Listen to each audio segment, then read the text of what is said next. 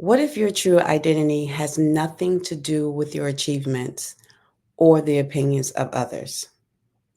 Genesis 1:27 tells us, "For God created human beings in his own image, and in the image of God he created them male and female." So right there it tells us we are created in God's image. He created us male and female, but more importantly, he created us in his image. So our identity has nothing to do with our achievements because when God created us, he didn't say, I want this person to achieve this. I want this person to achieve this. This is what's going to bring them their identity.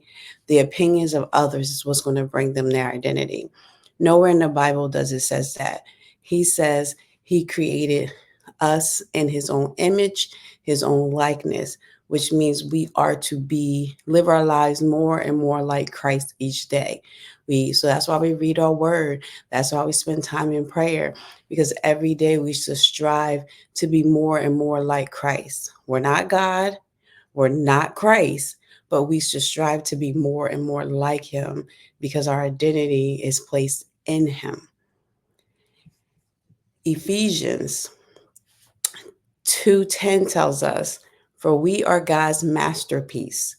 He has created us anew in Christ Jesus, so we can do the good things he's planned for us long ago." So this is what Ephesians 2:10 tells us. Our identity is placed in what God has already planned. Like we were already thought of before we even existed. We were already thought of. We are his masterpiece. So think of a a potter, and God like put us together by putting this pot together, and he's very intricate with it. Like when you watch someone does pottery with the clay and the water, you see how very detailed they are, how very careful they are not to mess it up. Like it becomes their masterpiece. And that's what God has done for you and for me. He created us in this masterpiece. Even if the pottery was to break or have some bruises, he's going to do whatever he can to put it back together and to make it whole again. And that's how God sees us, and that's how intricately he created us and chose us and made us his masterpiece. And not none of us are the same. Is when you see how pottery is made, neither one of them are made exactly the same, but they both were made with with consideration and with care. So when you think about your identity, think about who God has already created you to be. Think about things. Think about Christ before you think about things that have happened to you.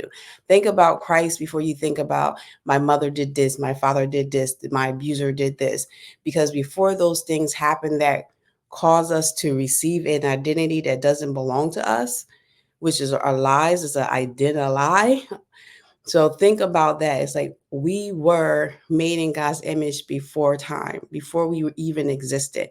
We were made to be God's masterpiece before we even came onto this earth and became broken by wounds of our past, by wounds from people's words, by wounds from people's opinions. So we should receive who we already are. And so when it comes to our identity, we want to receive who God has already made us to be. All you have to do is accept it and say, Lord, my identity is in you, and I receive who you've already created me to be. So, a key point I want you to take away from this message is you are created in God's image, which means your worth isn't based on what you achieve. A lot of people believe their worth is based on their performance, and that's not true. Your worth is just based on who God has already created you to be. Your identity is in him. So our purpose is to just strive to be more and more like Christ and get to know him in a deeper, intimate way. So how you look or what others think of you, that doesn't matter. Your value comes from being God's creation. That's where your value comes. So let this truth affirm you and give you the confidence that you need to live out your purpose. So I want to leave this affirmation with you today and just like say it throughout the week and throughout your time. And it says, my true identity is rooted in being God's creation. not in what I do or how others see me. I am chosen. I'm loved, validated, and I am complete in Him. So I hope you got something out of this message today, and I will be back next time. Have a great day.